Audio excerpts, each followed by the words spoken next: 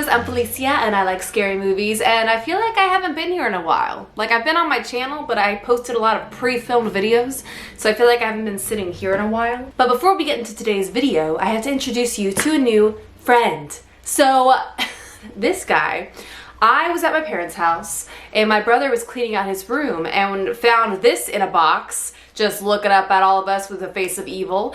And I was like, oh my God, do you want that? And he was like, no. And his girlfriend was like, no, please. And I was like, I will take it. So this is Howdy Doody, apparently. I kind of want to rename him though. He apparently belonged to my uncle and somehow ended up in my brother's closet, and now he lives in Brooklyn with me. Hello. So I want a new name for him. Something a little spookier, something a little sassier. I don't know. But let me know down in the comments what you think I should name my new child. Also, do you ever... I live in an apartment building, and sometimes people walk by and I can like hear them. And I'm just like, I wonder if they know what's going on in here. They don't. I don't think they do. Do they? No. No. Anyways, I feel like this is something I can't show to like my friends in real life, but something I thought like my internet friends would appreciate. I hope you do, or else I'm gonna feel really weird. But yeah, this is my new friend. Very exciting. Anyways, so, okay, now we're gonna get into what I watched this week. This is a different format of video for me. Instead of just doing a review on all these films, I just wanna like talk about them sort of casually. So here I go. The first thing I watched this week was Daniel Isn't Real. This movie just came out and has gotten a lot of hype recently, a lot of hype on the festival scene and just the general internet. So I was pretty excited to check it out. It was directed by Adam Egypt Mortimer. It was based on a novel by Brian DeLiu. I'm sorry. And it was also, the screenplay is by both of them. So it stars Miles Robbins as our main character of Luke. He looks a lot like a Sprouse twin to me. I don't know if anyone else got those vibes. Every time I looked at him, I felt like I was looking at the Sprouse in Riverdale, and I don't know why. But anyways, he is a freshman in college and going through a very difficult time. And so to cope, he resurrects his imaginary friend from his childhood, who he had previously locked away in a very spooky dollhouse.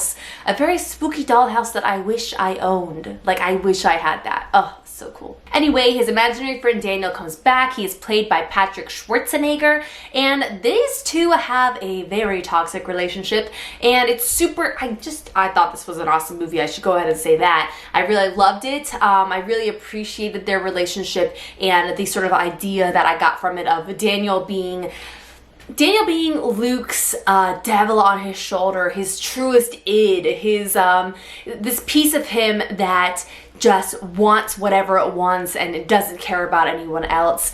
And this sort of feeling, which I don't know if anyone else has felt this in their life, that there's a particular scene in the movie that that really resonated with me, and I think with a lot of people, where Luke is sort of watching Daniel make decisions for him in this way that is sort of like, when you're in the act of doing something that you know is wrong, you know it's wrong, and you sort of had this out-of-body experience of like watching yourself make a choice. And sometimes it could be a good choice too, I hope so. But this sort of out-of-body experience of like watching yourself do something and your other half like having an opinion on it. Just me? I don't know. But this duo have a very toxic relationship, a very playful relationship at times, and I just thought was a really cool movie. I also really love just the aesthetic, the color palette, all the art direction in this. I just thought it came together in a really cool way. And also, there is a mix of CGI and practical effects to sort of create this vision for Daniel that he is much bigger than just an imaginary friend. He means much more than just to one person. To Luke, he means something else to the greater. But there is one particular practical makeup, special effects makeup that I thought was really, really awesome, that I really love. And then they use some CGI, and some of it looks good and some of it doesn't look great, but I honestly thought it was very helpful to the film. Also, before we move on to the next movie, I do want to give a shout out to Sasha Lane, who plays the character of Cassie, Luke's love interest. I just love this actress. I want to see her in more. I don't know who she is, but I thought she was awesome. She just had a very like interesting acting style, and I thought I really liked her. Alright, and moving right along, the next thing I just watched about 5 minutes ago was Knives and Skin. This movie, another one that was on the festival circuit, did really well and now is having a lot of hype that it is now released on VOD. By the way, all the movies I watched today I will link down in the description if you guys want to check them out. But this one was written and directed by Jennifer Reed. This movie is basically about a town where a teenage girl goes missing, which is actually the plot of a lot of movies about the missing girl. But in this movie, Jennifer Reed sort of turns that trope on its head. So instead of the typical formula for this, which is a girl goes missing and that is the catalyst for a male typically figure to go on some journey, either a detective or someone in the town and their journey to change in some way and figure out what happened to the girl. But in this movie, it's sort of more the impact on the rest of the teenage girls in the community, and that is something I have not seen before. This movie is also like aesthetic as hell. Like, it's got that Twin Peaks feel to it, which a lot of people have noticed. I'm actually gonna text my brother right after this to tell him to watch it because he loves Twin Peaks. But it is this movie that is sort of a collage of very short sequences and scenes. It has got my favorite costumes of the year. I haven't even done superlatives for 2019, but this wins on costumes of the year. They're amazing. It's got really weird humor. The acting style is very deadpan and strange. And it's definitely a weird movie, but I love it. It also is so theater.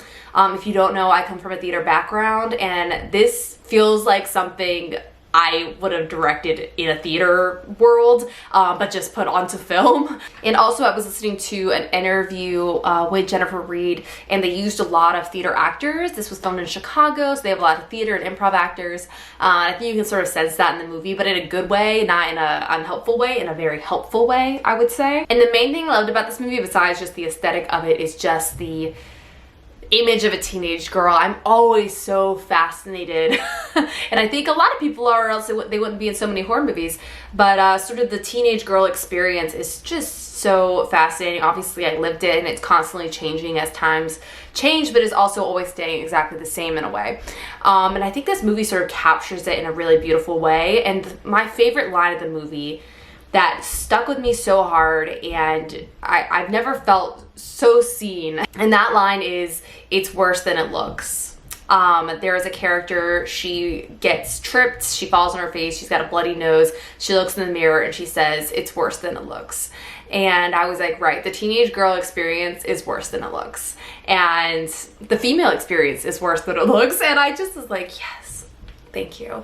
There was a lot of like quotables in this movie, like a lot of lines that I was just freaking all about. And apparently there was no improv in this movie, by the way. I read another interview with Jennifer Reed where she was just saying there was no improv. Every line was very specifically written. Every shot was very specific. And I think you can really feel her vision in this. And it is a strange vision, but I think a really, really exciting one. So she's done mostly a lot of shorts before this, so I can't wait to see what features she works on next. Next up, I finally saw Ready or Not. I'm sort of taking stock of the 2019 films I have missed, and Ready or Not, I just missed it. I don't know why, because it was just the greatest thing ever. I loved it. It's a horror comedy. I'm gonna see if I can say all these names real quick. So it was co-directed by Matt Bettinelli-Olpin and Tyler Gillette, who both worked on VHS, if you know that. And then it was written by Guy Busick, who works on Castle Rock, and Ryan Murphy, who is not the Ryan Murphy of Glee and American Horror Story. When I saw that, I was like, Ryan Murphy? But it's a different Ryan Murphy. It stars Samara Weaving as a new bride, and she's marrying this very old money family, and on the wedding night they are going to initiate her into the family by playing a little game, and that game ends up being a very deadly version of hide and seek. And like I said, it's a horror comedy. It's just so my thing. Like, all these movies today, I'm just like, these are just my thing. Samara Weaving is I hope she does horror movies for the rest of her life. She was also in The Babysitter on Netflix, if you know that. But her whole journey in this movie, she brings like emotional power and like charm and grace. She brings so much to this character, whose name is Grace, by the way. She is just such a badass from beginning to end of this movie. The ending shot of this movie, which is very Heathers, very Cabin in the Woods, if you know what I mean. And in that moment, I just like wanted to start applauding her in my house alone, because she had just rocked this film. She just like rocked it. And everyone else in this movie was very good too, particularly, let me just get her name. Ba-ba-da-bum.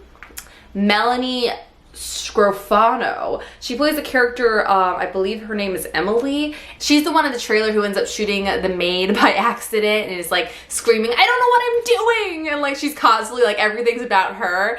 And that character I just thought was like a standout performance. Just so silly and awesome. This movie is also like a tight 90 minutes. There's like no fluff on it. It's the horror works, the comedy works. Just well done. All right, and last but not least, I watched Frankenstein, the 1931 Frankenstein with Boris Karloff, and that was for Horror Movie Club. If you don't know, I run a Horror Movie Club on this channel every Tuesday night. I do a live stream, and we vote on the movies every month based on a theme that I choose. This month we're doing Universal Monsters, and so this coming Tuesday we're going to be talking about Dracula, but this past Tuesday we talked about Frankenstein, and it was so awesome. For me personally, to be exploring these movies that I really haven't seen a lot of them before. Frankenstein for me, it's sort of like that Psycho thing where it's like you know the iconic scenes so well that you sort of trick yourself into thinking you saw it. Like I felt that way the first time I watched Psycho, where I felt like I had seen Psycho, but then when I really watched Psycho, I was like, you haven't seen this. And that's how I felt while I was watching Frankenstein. Like I felt like I had seen it before. And as I was watching it, I was like, you have not seen this before, just liar. And I loved it. I had a great time watching it, and an even better time researching the making of these Universal Monsters. It's just so fun. I will recommend a podcast to you that I'll also try to link down below, but it is called You Must Remember This. And it is a podcast where this woman talks about the first century in Hollywood and all the drama and the scandals and all that, but she does a series called Bella and Boris about Bela Lugosi and Boris Karloff, and it is just excellent. It is excellent. I loved it so much. I think it starts around episode 115 or so, but I'll try to put all the information down below for it. But yeah, if you want to go back and watch that live stream and hear me talk about Frankenstein for a million years, you can go do that. But otherwise, you should join us this Tuesday at 8 p.m. to talk about Dracula, which I'm super excited about. And I think that's it. That is what I watched this week. I'm gonna watch more movies this weekend. First of all, I'm about to start watching, or not right now, but at 9 p.m. I'm gonna watch the Joe Bob Shudder Christmas special, which is, I'm sure, gonna be great. I'm about to watch Rabid, which is the Soska twins remake of the Cronenberg film. That just dropped today, and I'm gonna watch that either today or tomorrow and get a review up for you guys this weekend. But I don't know, guys. I was in a little bit, now we're just chatting if you want to go, I get it.